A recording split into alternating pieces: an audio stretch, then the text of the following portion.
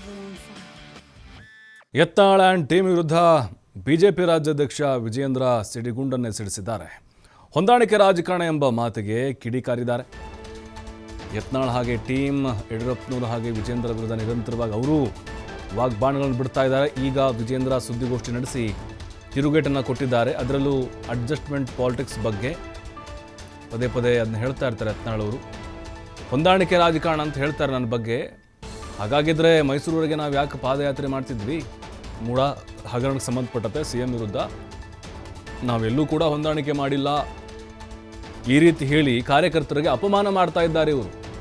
ಅಂದರೆ ಯತ್ನಾಳ್ ಆ್ಯಂಡ್ ಟೀಮ್ನವರು ಬೆಂಗಳೂರು ಮುಖಂಡರ ಸಭೆ ಕರೆದು ಅಲ್ಲೆಲ್ಲ ಕೂಡ ನಾನು ಉತ್ತರವನ್ನು ಕೊಡುತ್ತೇನೆ ಇವರೆಲ್ಲ ಆರೋಪಗಳಿಗೆ. ಇನ್ನು ಅಶೋಕ್ ಅವರು ಹೇಳಿದರು, ಎಲ್ಲರಿಗೂ ಸಲ್ಲುವ ಅಧ್ಯಕ್ಷ ಬೇಕು BJPಗೆ ಅಂತೇಳಿ. ಅವ್ರಿಗೂ ಕೂಡ ಕೌಂಟರ್ ಕೊಟ್ಟಿದ್ದಾರೆ ವಿಜಯೇಂದ್ರ.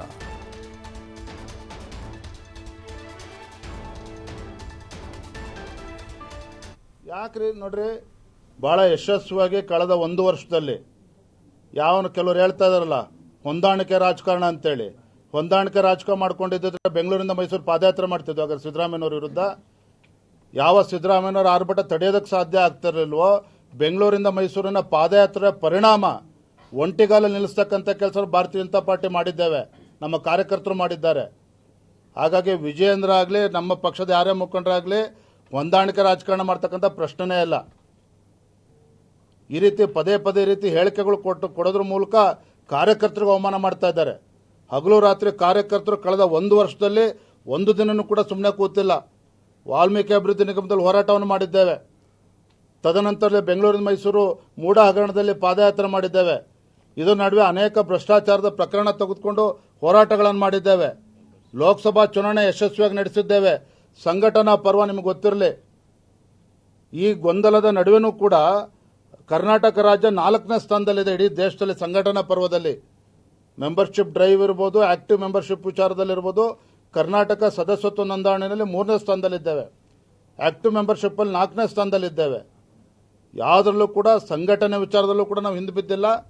ಈ ಕಾಂಗ್ರೆಸ್ ಸರ್ಕಾರದ ವಿರುದ್ಧ ಹೋರಾಟದ ವಿಚಾರದಲ್ಲೂ ಕೂಡ ನಾವು ಹಿಂದೆ ಬಿದ್ದಿಲ್ಲ. ಆದರೆ ಎಲ್ಲೋ ಗೊಂದಲಗಳೇನಿದ್ದಾವೆ, ಇದಕ್ಕೆ ತೆರೆ ಎಳಿಬೇಕು ಅನ್ನೋದ್ರ ಬಗ್ಗೆ 2 ಮಾತಿಲ್ಲ. ಆದರೆ ಮತ್ತೊಮ್ಮೆ ಸ್ಪಷ್ಟಪಡಿಸ್ತೇನೆ, ಪದೇ ಪದೇ ವಿಜೇಂದ್ರನನ್ನು, ರಾಜ್ಯದ ಅಧ್ಯಕ್ಷರನ್ನು, ಹಿರಿಯರನ್ನು ವಿಶ್ವಾಸಕ್ಕೆ ತೆಗೆದುಕೊಂಡು ಹೋಗ್ತಾ ಇಲ್ಲ. ಇದು ಯಾವೂ ಕೂಡ ಸರಿಯಲ್ಲ ಈ ಆಪಾದನೆ. ಕಾರ್ಯಕರ್ತರು ಸಂತೃಪ್ತರಾಗಿದ್ದಾರೆ. ಕಾರ್ಯಕರ್ತರು ಸಂತೋಷದಿಂದ ಹೋರಾಟದಲ್ಲಿ ಭಾಗವಹಿಸ್ತಾ ಇದ್ದಾರೆ.